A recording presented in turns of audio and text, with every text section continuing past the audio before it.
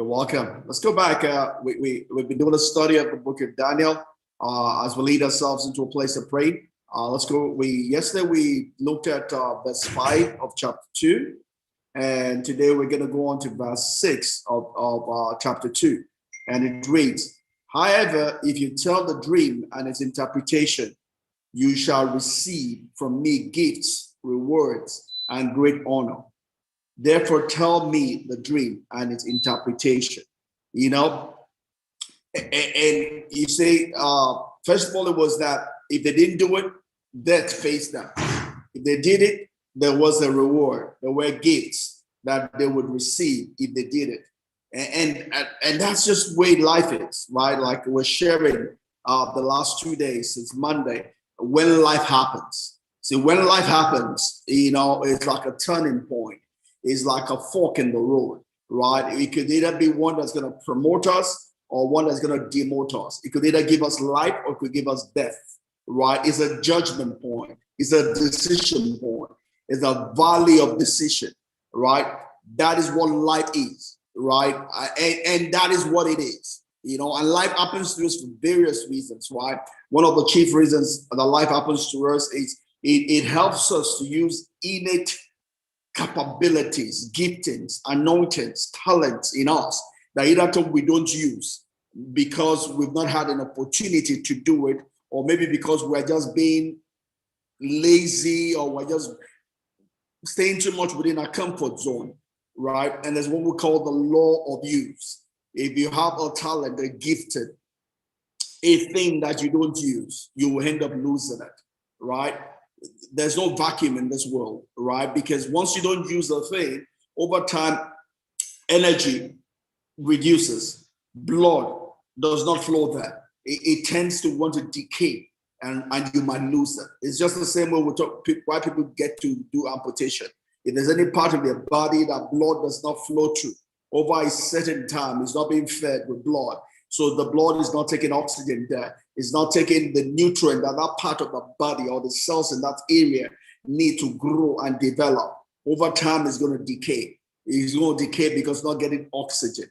It's not getting the nutrient that it needs. So sometimes life happens to us to force us to awaken the innate ability, capabilities in our life, the innate talents in us. It causes to force us in a direction of that which life has for us as a destiny, as a path, the things that is been written for us in the book that we should achieve, for the reasons for which we have the endowment in our lives. Thanks for praying. You know, we're just sharing from the 6th verse of Daniel chapter 2 in the morning, and we'll continue. Is the fact that in Daniel, in the 5th verse, Nebuchadnezzar talked about the punishment. In the 6th verse, it talks about the reward. So when life happens to us, it's a fork in the road. It can either result in an upliftment or in a demotion, depending on the decisions we make. Life happens to us with the intent of elevating us, not to demote us, not to bring us down, not to cancel us. It happens to us to call out of us the innate gifting, callings, endowment that we have within, that either we're not using, maybe because we're comfortable, maybe because we see ourselves less than we need to see ourselves. We ought to see ourselves. Life calls upon that inside of us so that we awaken the giant within, so that we can live to the calling, to the utmost that the Father has endowed us with, that the Father's mind is concerning us. You know, like Jeremiah would say, that the thoughts of God towards us are those of good. Those thoughts of good. He has a hand, he has a future, he has a hope for us.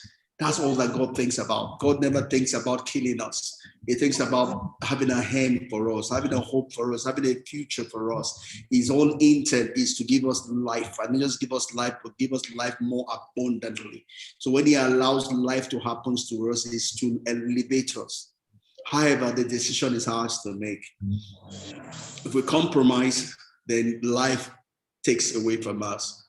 If we stand tall in faith, then life takes us to another new higher level of living that we have not experienced before, right? Life happening to us is a seed. That seed can produce results of glory, or it can produce a result of shame. It's all a function of what we do with the seed, right? So when life happens to us, there are things that we're supposed to do. First of all, we need to be in the right state of mind. And one thing that defeats people when they're not in the right state of mind is because we get too busy for our own good. Remember, we started on Monday just talking about the importance of Sabbath. Sabbath, rest is important. When you overwork yourself, you're a candidate for depression. Remember when we spoke about Elijah? Elijah got into depression because he had overworked himself. For 3.5 years, he was running from the king.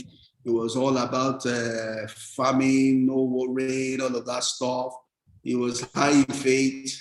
And when just one small thing that was smaller than all the challenges that he's faced before that came to him, he met him at the time he was tired. He was tired. So one of the things we need to do to not to lose in life is we should not get ourselves too busy. We should have time for rest, time for recuperation, time to just do nothing, as it were. Just relax, meditate. Let the thoughts of God feed your mind, not the occupation of man. Meditate on his word, meditate on his goodness, meditate on how he has brought you thus far, or meditate on the beauty and the goodness and the blessedness and the privilege of being alive. Because a lot of people are dead and you're not better than them. Just meditate, go into the Philippians 4:8 mode, in a time of just rest. Let your mind rest. Because when you're tired, you're a candidate for depression. One small challenge will come your way, you just fall flat, right? I mean, the other day, when was this? A few days ago, I don't know, somehow I was just feeling negative thoughts in my mind, was because I was tired. All I needed to do was go to sleep. And I slept for a few hours. By the time I woke up, all of those were gone. The tiredness of my body started bringing pictures that should not come to me, and all I needed to do was to rest. And my resting got me past that. I didn't have to pray. I didn't have to fight it. I just rested, but I need to stop here.